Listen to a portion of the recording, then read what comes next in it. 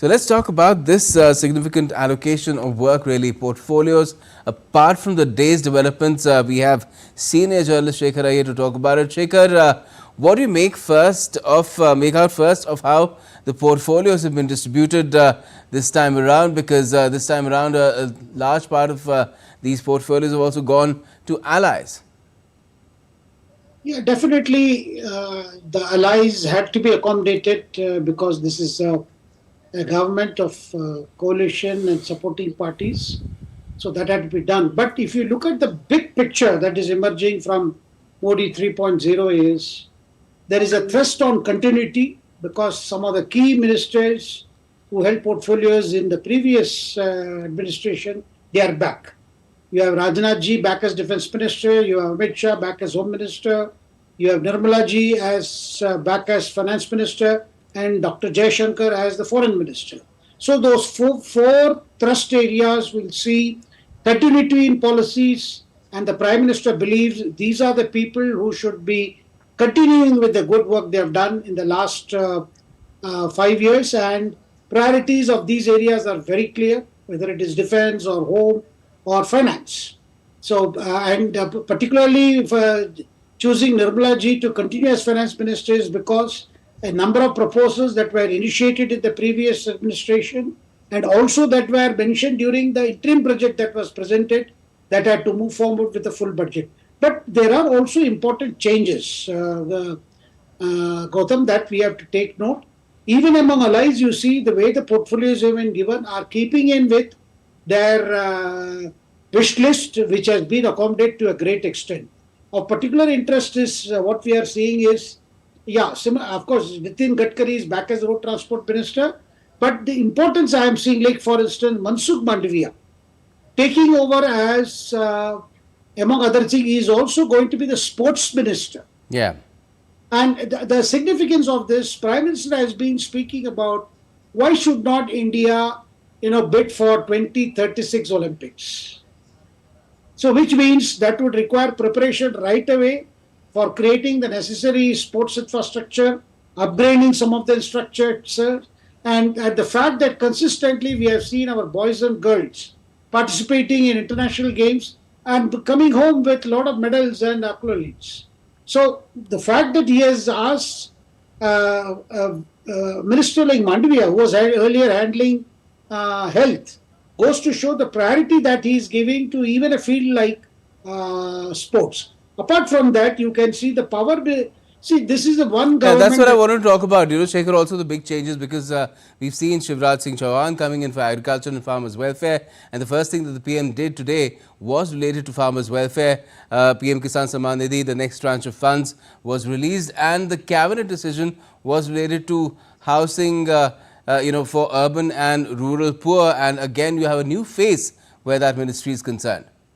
Yeah, so see that is why you can see that the first decision is, setting the target, which was earlier already indicated that they have done 4 crore houses were built.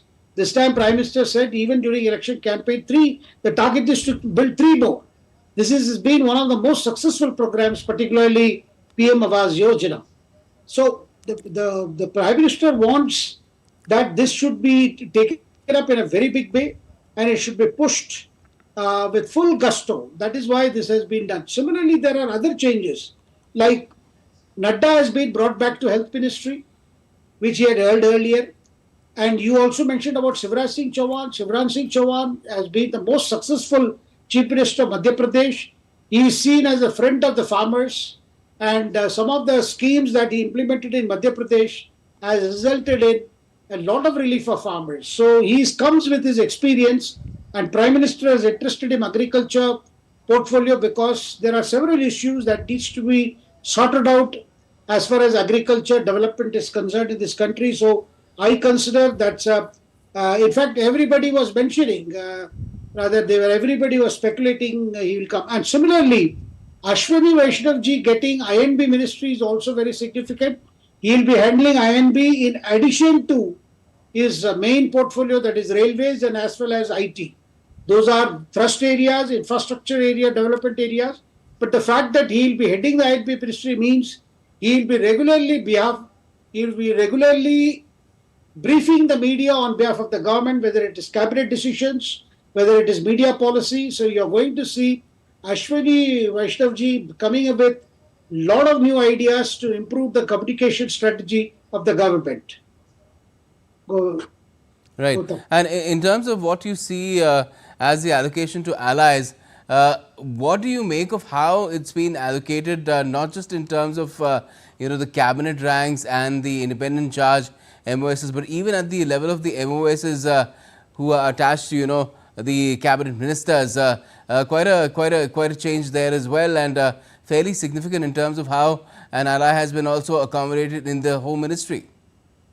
Yes, that is also very significant, you see, and particularly like the ministries from Bihar, the allies from Bihar were very keen. They got everything related to rural development and agriculture. So you find Lalan Singh, who is a very close aide of Nitish Kumar, he has been asked to handle fisheries, dairy development, and things like that, which are all considered part of the allied areas, because now agriculture is seen as a more an extended kind of thing, which includes all these things. That's important. And I think I forgot to mention that Mandavia is also going to be in charge of employment and labor. Correct. Where this time during the elections, the whole narrative was about creation of jobs. What are the schemes that government is doing to bring jobs, create jobs, skill development?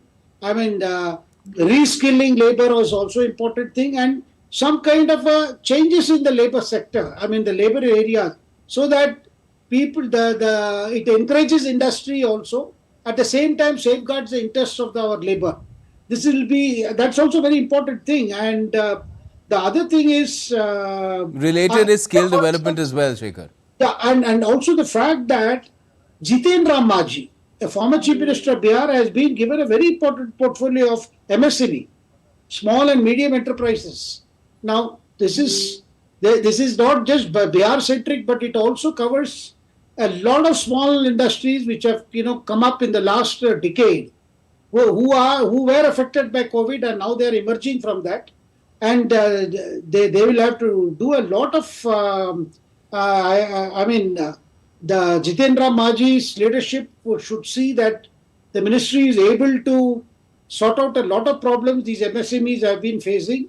At the same time, government has been according concessions to see that they are on a trajectory path. Similarly, Kumaraswamy, former Karnataka Chief Minister, has been given who represents the Janata Dal Secular.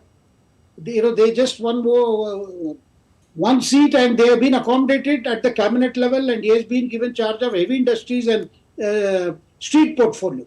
Similarly, Chirag Paswan of the LJP has been given charge of food and processing. See, when it comes to allies, and also Ram Mohan Naidu, he has got civil aviation, TDP. Correct. Earlier, TDP had handled civil aviation under Vajpayee government also, and also earlier under Modi government also, in the first term.